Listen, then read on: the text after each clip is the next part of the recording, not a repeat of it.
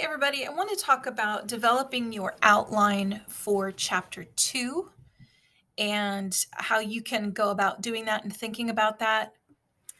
This might get a little bit deeper into writing Chapter 2. I'll just share some thoughts, but really want to focus on how do you think about and create that outline for Chapter 2. And this comes from a question from a student who wanted some suggestions and ideas on how to think about it. So I first want to take you to the template, and this is the quantitative template, but the qualitative template is very similar. Okay. If you look in the navigation pane for Chapter 2, you'll see there are 6 sections. Okay. The introduction to the chapter and the background of the problem, identification of the problem space, your theoretical foundations, your review of literature, which then leads to your problem statement, and then you'll summarize all of Chapter 2. If you step back and think about those sections, it should take you from a broad perspective and slowly bring you in. As you're writing, you should bring the reader in so that they understand how you got to the problem statement that you intend to research. Okay, so look again at the order of topics here. The introduction to the chapter and the background of the problem. Here's the chapter, here's the background, the history of different things, how we got to where we're at in this current state. Then you're going to identify the problem space. This is where you talk about what is and what is not known in the current literature. Okay. Then you'll go to your theoretical foundations, and you'll talk about, for quantitative studies, you'll talk about the theories and the concepts for your variables. And you'll talk about how those underlie the problem space and the direction that you're heading for your research. When you get to the review of literature, this is that 30 pages. Please don't get hung up on this, because if you think of all of the themes, you'll typically have 4, 5, maybe 6 themes in your review of literature. If you treat each of those themes as a research paper, a 6-page research paper, introduce the theme, talk about the research that you've reviewed, and then summarize it, those 30 pages will happen pretty quickly. You also need to remember that when you start your review of the literature, you need to have an introduction to the review of literature. Then you introduce your themes and talk about each of your themes, and then you'll summarize the review of literature. So that's easily another 3-4 pages right there. When you get to all the way through your review of literature, that logically should take you to your problem statement. Okay, based on what is known and not known in the current literature, which I've just reviewed with you, you don't have to say that. It is not known, and then you would make your statement. Okay, so all of this is showing that we go from broad to narrow and get all the way down to your problem statement. I do want to show you, this is the rubric for the review of literature. So go through this and just think about each of these pieces. So they do want approximately 30 pages. My first draft with my introductions and everything ended up being 42 pages. My final is about 52 pages. Okay. And it actually came together a lot easier than I thought it would. But think about breaking those themes up in your head so you don't get overwhelmed with the 30 pages. You are going to, because this is the quantitative template, there will be something different for qualitative. But in a quantitative study, you will describe the research around each of your variables. Okay. And then here you can define your themes or topics. There's some suggestions here. Studies that focused on the same problem that you just identified from a societal perspective. Why is this an issue that's coming up that needs to be discussed? Your studies on your variables, related research, like anything associated with those themes, studies on methodological approach and instruments, and then your broad population, and then potentially studies that are similar. It does not have to be 1 is your first theme, 2 is your second theme, but these things should be included and synthesized within your literature review. Okay. The best example I can give for you is right here, where it talks about, you should talk about studies on the methodological approach and instruments used to collect data. You should talk about Smith et al. 2020 conducted a quantitative study where they looked at similar variables to, creativity and innovation to understand how those correlated in a target population of medical students. Okay, so in that sentence, I'm sharing what the research was, but I'm also talking about their methodological approach. I can also say something like, in a study conducted in India in 2020, Jones et al. Used the PCQ-12, the same instrument that I used, to gather data on managers, from managers on their psychological capital for managers in a manufacturing organization. Okay, and what they found was. So that's how you can bring in the methodological approach in the instruments, and I can show you some examples here in a minute. Okay, then it's going to ask you to structure your literature review in a logical order. Remember, go back to my video and watch the one about the chain of reasoning and creating that logic. You have to tell your story as you're going through your literature review. So when you put your themes together, think about the order that they should go in. Okay, and I'll talk more a little bit about that here in a second. There should be an introductory paragraph that explains the topic and the theme. Okay, so introduce the theme, conclude the theme. Summary paragraphs, so compare and contrast, identify how themes are relevant. Throughout the entire study, you're going to make statements about additional need for research, okay, that you defined. So you've identified what you want to study, and you're pointing out different things stated in the research that support the reason that you're doing this research. Okay. Your in-text citations and references.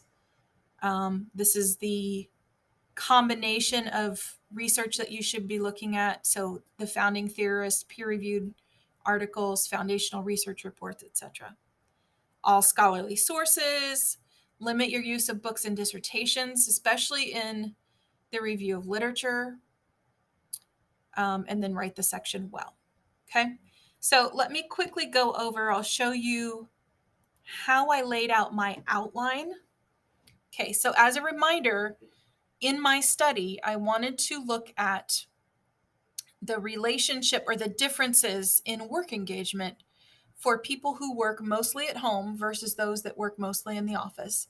And then I also wanted to understand how their psychological capital affected their work engagement. Okay.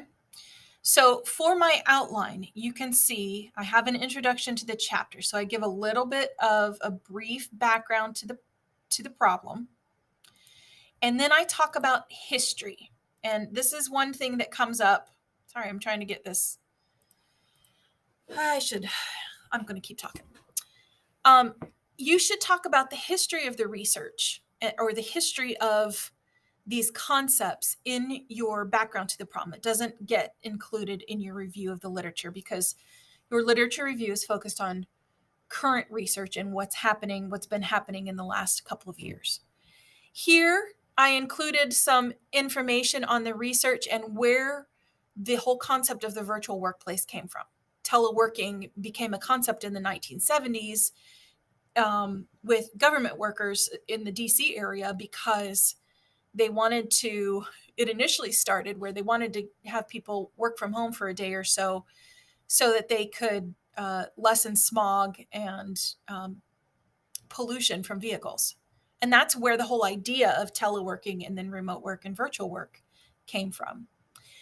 Then I spent some time talking about the history of research on employee engagement, or where the whole concept of employee engagement came from and how that translated into work engagement, two separate concepts. And then you have the history of research on psychological capital. And then I added a section on the changing nature of work because my study was conducted during COVID. We all know that the nature of work shifted dramatically during 2020. For some people, remote work was completely foreign. For teachers, it became a significant change. My target population was instructional designers. For some, it was it was normal status quo for them to work virtually. For others, it was not. Okay. Then I went into the identification of the problem space. And then for my theoretical foundations, I talked about work engagement and psychological capital. Okay. The review of literature, I started with, kind of went back to this whole idea of the changing nature of work, the evolving nature of how the virtual workspace is changing. And what happens is that creates a need for us to understand organizational behaviors and characteristics of how those working virtually are different from those that work in the office. And specifically, then I transitioned to talk about instructional designers and why instructional designers and their role as knowledge workers and the existing research on knowledge workers and how that relates to instructional designers and why we should talk about work engagement for knowledge workers in a virtual workplace. Okay, then I spent time talking about work engagement. I spent time talking about psychological capital. And then I had a theme on the relationship between work engagement and psychological capital, because there is a lot of research out there on those two, but not looking at those concepts in the way that my research did. Okay. Then I go into the problem statement and the summary. So I do want to just pop in here real quick and let me jump into the review of the literature and just give you a sense for kind of how the literature review is laid out. So I introduced it by talking about what a literature review is. Okay, just make sure, think about how your reader doesn't know about your concepts and your variables, but you also don't want to assume that they understand everything that's happening. So you want to explain as you go as part of showing that you understand as well. Okay, so the purpose of the literature review, why is this included here? Then I talk about, very quickly, I talk about the themes.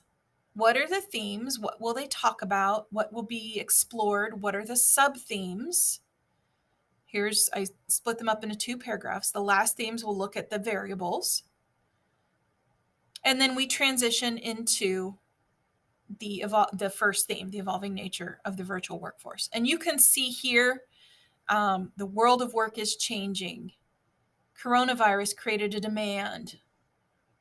And then that leads to my sub-themes: flexibility in the work environment. What's the research on that? Teleworking, virtual teams, new ways of working. Then there's research on flexible work arrangements. What does that mean? What does that look like? And there's, 4 paragraphs in here? 5? Or maybe 9. Let me keep going. Characteristics. There's research on, what do we characterize as the virtual workforce? I will keep going. I'm sorry, I'm scrolling a lot. Characteristics of virtual workers. So you can see I'm getting ready to transition to my next theme, which is the instructional designers, right? So we talk about virtual workers. Now we're talking about instructional designers. Okay. What's the role of the instructional designer? What are challenges faced by instructional designers? Instructional designers as knowledge workers. So I'm setting up the whole concept of why instructional designers are my target population. Okay. Then we've talked about the challenges that instructional designers face and instructional designers as knowledge workers. And there's research, a lot of research out there on knowledge workers about the influence of work engagement. Okay. So then we go into work engagement, right? What's the definition? How's it defined? What's some key research? This is where I generally talk about the geographic span, different influences on work engagement you can see, target populations. So I can show that work engagement has not recently been studied or conducted with a population of instructional designers. There have been similar, so this is where we do the compare and contrast, right? Similar research, but not exact. Then there's sections on the outcomes of work engagement. Are there positive outcomes? Are there negative outcomes? What are the antecedents of work engagement? Okay. What might influence work engagement? Organizational influences. So how does work environment tie in? Here's more. That's more general. And then this gets into the specific on work engagement. Okay. The relationship with human resource practices. And then we talk about challenges in work engagement and work environment. And you can see how I'm starting to connect the dots between the variables, right? My work engagement is my dependent variable. Work environment was my independent variable. Okay, I'm sorry I'm going into this in specifics, but hopefully this will spark some ideas for you. Then I transition to psychological capital. How is it defined? It's considered to be part of human capital. And what does that mean? If you think about, financial capital, human capital, how does psychological capital fit in? It's considered to be a personal resource. What does that mean? Characteristics of those who have high psychological capital. How do you develop it? And then I go through the key research again, right? Geographies and industries. We talk about that. We talk about outcomes of psychological capital. We talk about antecedents, what influences psychological capital. We talk about PsyCap and the work environment. So again, connecting the dots on all of my variables. I talk about using psychological capital to maintain competitive advantage. And then I go into the relationship, the research on the existing research on the relationships between work engagement and psychological capital. And this supports the research question that I focused on for the moderating role that psychological capital has between work environment and work engagement. Okay. Is there research supporting the relationship? What about the research on the moderating effect of psychological capital on work engagement? Okay, because I wanted to look at that same thing. What existing research is already out there? How do you maintain work engagement through psychological capital? What's been found in the existing research? Work engagement and psychological capital in various working locations. Okay, this ties to that work environment. So I'm looking at all three at this point. So now I've taken the literature review and I've kind of drawn it all the way in. We've talked about how work is changing, who it's affecting, and then the different variables that could be studied and the relationship between those variables. Therefore, now my problem statement is it is not known if and to what extent there's a difference in the overall engagement of working instructional designers who are working predominantly at home or predominantly in the office in the United States, and whether that relationship is moderated by overall psychological capital. Okay. I'm probably terrified. I probably terrified all of you in going through all of this, but I wanted to give you a sense for how you think about your outline and how you start getting into the themes and sub-themes and breaking down your information. And I wanted to spend some time really digging into the review of the literature to help you get in there and think about how you logically progress your thoughts and go from big, broad information down to the specifics of why you want to conduct the study and why there's a problem that justifies the research that you want to do. So I hope this was helpful. Let me know if you have any thoughts or if there's anything additional that you'd like me to get into. I will be happy to do that. And good luck on your dissertations.